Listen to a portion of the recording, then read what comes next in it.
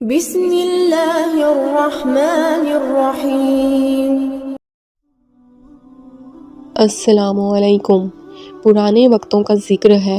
بصرہ عراق کے ایک شخص نے حج کا ارادہ کیا، جس کے لیے اس نے دن رات محنت مزدوری کر کے حج کے لیے اپنا زادرہ اکٹھا کیا۔ آج کل کے دور کی طرح اس وقت بھی لوگ قافلوں کی صورت میں حج پر روانہ ہوتے تھے۔ قافلے کے افراد کو جمع کرنے کے لیے انتظارگاہ بنائی گئی تھی، جو اس کے گھر سے کچھ ہی دور تھی۔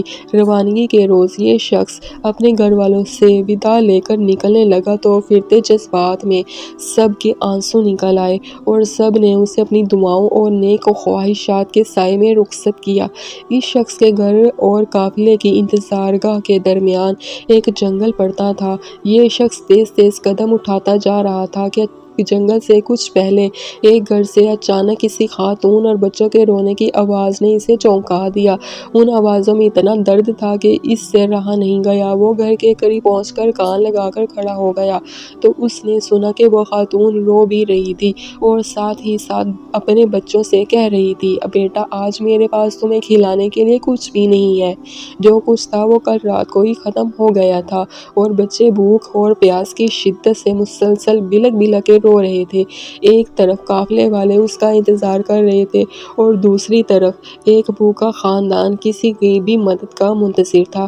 یہ شخص شش و پنج میں مبتلا ہو گیا۔ آخر آسمان کی طرف نگاہ کر کے ہاتھ بلند کرتے ہوئے اللہ سے گواہ ہوا، یا اللہ آج میں عجیب دوراہے پر کھڑا ہوں۔ ایک طرف تیری عظیم عبادت اور دوسری طرف یہ بے بس خاندان۔ نہ میں تیری عبادت چھوڑنا چاہتا ہوں اور نہ ان لوگوں کو اس حال میں چھوڑ سکتا ہوں۔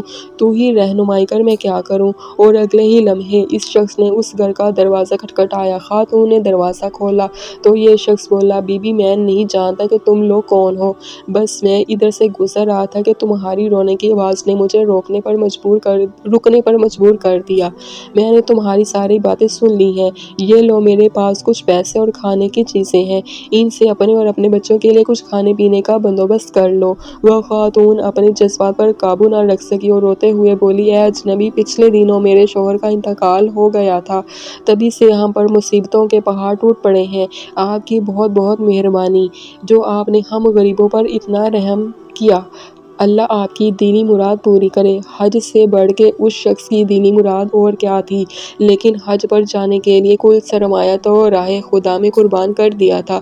اب یہ شخص نہ تو واپس گھر جا سکتا تھا کہ گھر والے کیا سوچیں گے، حج کیے بغیر واپس آ گیا، اور نہ ہی بغیر زادرہ کے وہ قافلے میں شامل ہو سکتا تھا۔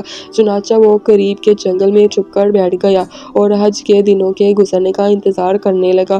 کچھ دنوں کے بعد جب حج کے دن گزر گئے اور اس قافلے کے لوگ جنگل کے راستے اپنے اپنے گھروں کو جانے لگے تو یہ بھی چپکے سے ان میں شامل ہو گیا۔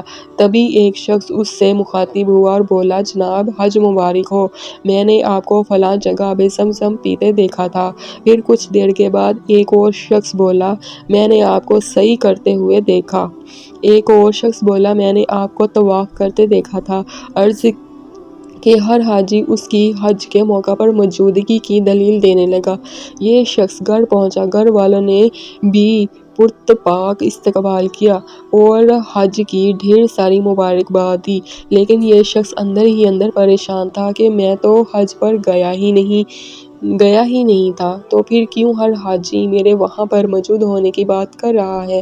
ظاہر سی بات ہے حج سے واپسی پر کوئی حاجی جھوٹ تو نہیں بولے گا نا، لیکن ماجرا کیا ہے یہ سمجھ سے باہر ہے۔ انہی سوچوں میں گھومتے گھومتے اسے نیند آ گئی اور وہ سو گیا۔ عالم خواب میں اسے بشارت ملی کہ اے نیک دل انسان، تم نے حج جیسی عظیم عبادت کو چھوڑ کر مخلوق خدا کی مدد کی، اس کے بدلے میں اللہ تعالیٰ نے بالکل تمہاری شکل کے ایک فرشتے کو خلق کیا اور اسے تمہاری نیابت میں حج پر بھیجا، اور یہی نہیں بلکہ اس فرشتے کے حج کا سارا ثواب بھی تجھے ہی ملے گا، اور اسی لیے ہر حاجی تمہاری وہاں پر موجودگی کی دلیل دے رہا ہے۔ سبحان اللہ۔